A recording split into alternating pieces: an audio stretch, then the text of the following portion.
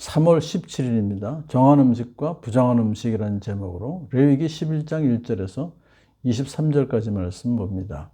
레위기 11장은 이제 하나님의 백성들에게 정결하게 살기를 법칙으로 정하신 정결법의 첫 번째 사항입니다. 음식에 대한 그 정한 음식과 부정한 음식을 이제 구분해서 정한 음식만을 먹어야 된다. 그렇게 정해 주신 것이죠. 왜 그러면 하나님의 백성들은 그렇게 정한 음식만 먹어야 될까요? 그것은 하나님은 거룩함을 하나님의 백성들에게 요구하시기 때문에 그렇습니다. 에베소서 4장 24절에서는 하나님의 형상을 따라 참 의로움과 참 거룩함으로 지으심을 받은 새 사람을 입으십시오.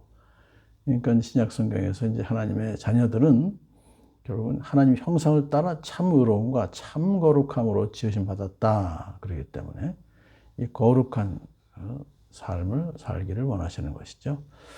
자, 구약에서도 이 정결법을 지키도록 하셨는데 그 정결법을 지킬 때에 비로소 이스라엘 백성들은 하나님의 소유된 백성으로서 거룩한 제사장답게 살 수 있게 되는 것입니다.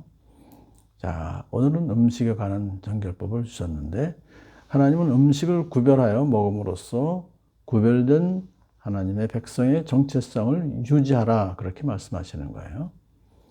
첫 번째 이제 규정은 땅에서 사는 모든 짐승 가운데서 너희가 먹을 수 있는 음식은 다음과 같다 하면서 굽이 갈라지고 색임질하는 짐승, 소나 양이나 염소 등을 말합니다. 그러나 다음과 같은 것은 너희가 먹지 못한다면서요. 낙타나 오소리나 토끼 또 돼지 같은 것. 너희는 이런 짐승의 고기는 먹지 말고 그것들의 주검도 만지지 말라. 그렇게 명령하셨어요. 자, 그렇게 이제 땅에 사는 짐승들 중에서 정한 것과 부정한 것을 나누시고 정한 것만 먹으라. 그렇게 명령하셨습니다. 그럼 왜 굽이 갈라지고 색임질하는 짐승을 정하다고 하셨고 그렇지 않은 것들은 정하지 않다 그러셨을까요? 그 이유는 여러 가지 그 견해가 있습니다만은 하나님께서 정하다고 정하신 것이 정한 것이에요. 그러니까 왜 그렇게 정하다고 이것은 정하다고 그러셨습니까? 라고 따질 필요가 없어요. 하나님의 백성들은 하나님께서 정해주신 그 기준을 지키는 것이 곧 하나님께 대한 신뢰요, 경외하는 자세를 표현하는 것이죠. 그러므로 세상에서 구분되어서 하나님의 선택을 받은 하나님의 백성들은 하나님께서 정해주신 음식을 먹음으로써 세상 사람과 구분된 거룩한 백성의 정체성을 유지할 수 있다. 이것이 이제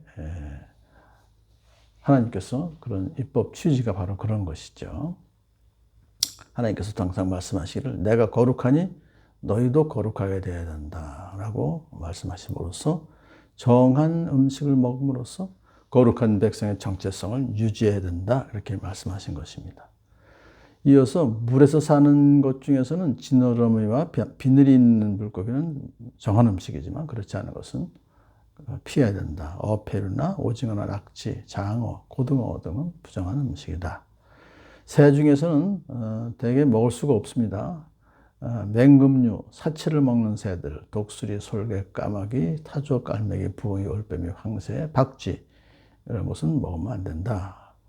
마지막으로 이제 곤충에 대해서 이동 수단이 애매한 곤충은 부정한 것이다 하면서요. 날개가 있는데 네 발로 기어다니는 곤충들은 먹을 수가 없다. 그러나 그 발에 뛰는 다리가 있는 곤충은 먹을 수 있다면서 메뚜기 종류는 먹을 수 있다. 그렇게 이제 정한 음식과 부정한 음식을 정했습니다. 그렇지만은 예수님께서 오신 이후에는 이 구별은 그리스도 안에서 사라졌죠.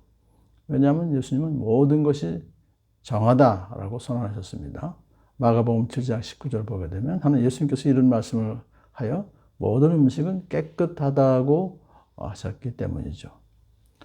이제 베드로가 기도하던 중에 환상을 보았는데 하늘에서 온갖 네발 짐승들과 공중의 새들이 골고루 들어있는 보자기가 내려와서 잡아먹어라 라는 음성이 들렸죠. 그때 베드로는 주님 나는 속되고 부정한 것을 한 번도 먹은 일이 없습니다. 레위기 11장을 잘 지켰다는 것입니다. 그러니까 이거 못 먹겠다 그런 거죠. 그럴 때 하나님께서 깨끗하게 하신 것을 속되다고 하지 말라라는 음성이 들려왔어요. 이제 그것이 이제 베드로에게는 이방인들을 배척하지 말라 하는 뜻으로 이제 듣게 되는 것이죠.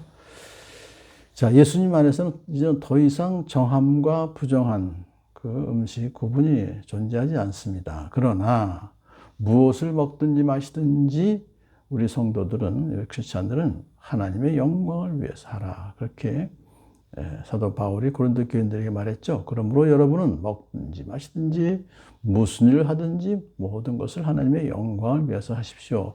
마음이 중요하다는 것입니다.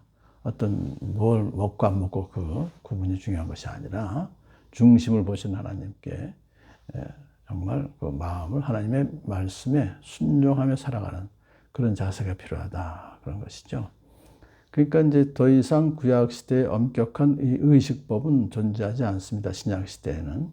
그렇지만은 적어도 우리가 항상 베드로가 얘기했듯이 여러분은 하나님께서 기쁘게 받으실 신령한 제사를 드리는 거룩한 제사장이 되십니다.